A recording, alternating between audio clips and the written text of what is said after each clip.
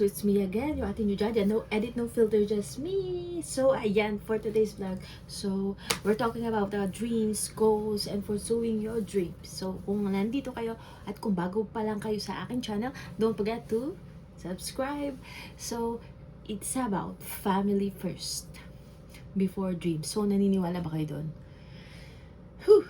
Okay, let's talk about it. Kasi wala akong makakwentuhan. So magkwentuhan tayo. Okay, so I'm talking about, so this is my based on my experience ko. Syempre, ang dami kong mga pangarap and ang dami kong goals na gustong gawin sa life ko. But at the end of the day, you are thinking also your family. The other family members is growing old also. And then you are growing old. But for me, my happiness is their happiness. For example, my mama is not educated. I don't have sibling, yes. Pero if I have a sibling, so of course, I need to send them in school also. But, so I'm thinking only my mom. So my mom grew up without father and mother. They died early stage, like I think 3 years old. So they grew up, all of them, without the father and mother. So they don't have anything. So I have the chance to give her a house, to give her what her wants in life. So God gave me this kind of chance. I want her to be happy also. When she's happy, I'm happy as well. So she's the reason why also I'm here. I work in a ship. She's the reason why I am educated. Actually, I live in my grandma, but she's the one who take good care of me. She work, like, not she don't work, but she help in household chores a lot, 2 houses. So that's why my grandma sent me school, grade school, high school, what else, college, yeah. So of course, if you are like me, like my mother, so gagawin mo din yung ginawa ng, so if your mother is like this, so you need to return it back, right? Mas mamahalin mo siya, papakita mo na thank you ma for all the hard work, thank you ma sa lahat ng ginawa mo sa akin, for all the things have you done to me. So you need to not need, but I want it to return it, you know. I really feel from my heart that I want her to be happy, and that's my goal. So as of the moment, I give her a house with a space, that she can do the gardening, planting vegetables, fruits, o diba? Ganun din gusto ko. And mag-alaga ng mga chicken, hen, duck, what else, whatever, anything. And then we have a lot space. It's 200 square, and then there's a up and down house.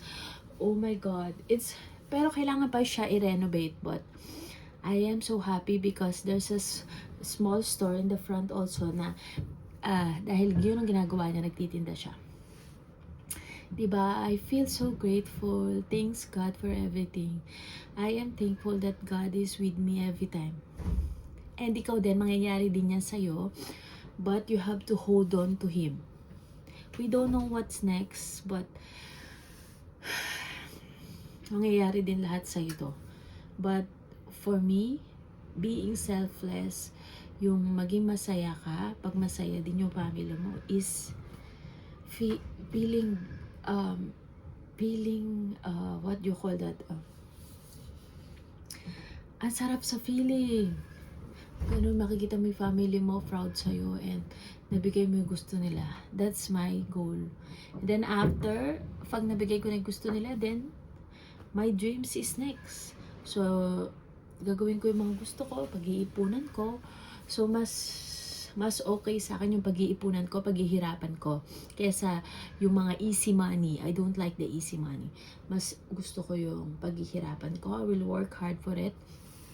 So, when God gave me this dream, so I think I deserve this because pinaghirapan ko siya. So, ikaw ba? Ganon ka rin ba? Sensya na kayo. So, nasi-share ko lang yung mga thoughts ko kasi ang haba-haba talaga ng lalakbayin natin bago natin maabot ang mga pangarap natin. Marami tayong obstacle, maraming mga distractions. But at the end of the day, kapag nagtiwala tayo sa Kanya, yung mga bagay na napaka-imposible, pag pinagkatiwala natin sa Kanya, walang imposible. Walang imposible. Nothing is impossible with Him. So, ang sinasabi ko lang, so, as much as possible, yung mama, papa nyo, bata pa sila, ay, tumatanda na rin sila. So, pasayahin nyo sila. Masarap yun sa feeling na mapasaya nyo sila. Huwag puro muna yung sarili nyo, isipin nyo. Isipin nyo sila, tumatanda rin sila. Yung makita nyo silang ngumiti, ang sarap na yun sa feeling. Diba, ma? Anak, thank you so much. Thank you for this hug. Like this. But sadly, I don't have siblings. But if you have siblings, mas okay din yung ganun. Ate, thank you. Oh my God. Ang sarap sa feeling. Pero anyway, there's a lot of purpose in life. But ako, mas gusto ko yung mas malaki yung pamilya. The more na napapasaya mo sila, the more na magaan sa feeling.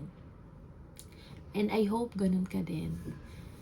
Mas maaabot mo din yung mga pangarap mo kung isa ka sa generous sa family.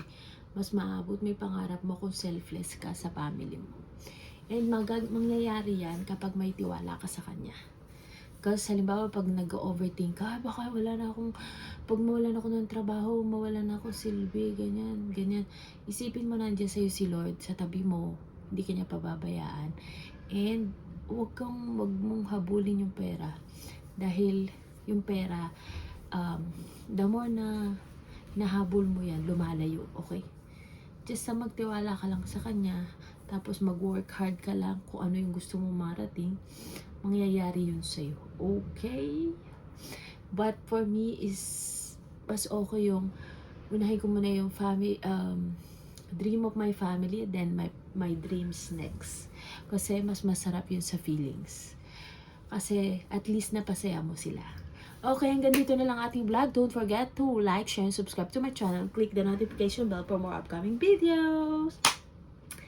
And lagi nyo tandaan, lagi ko itong sinasabi, nothing is impossible with God. Just trust the process. Bye!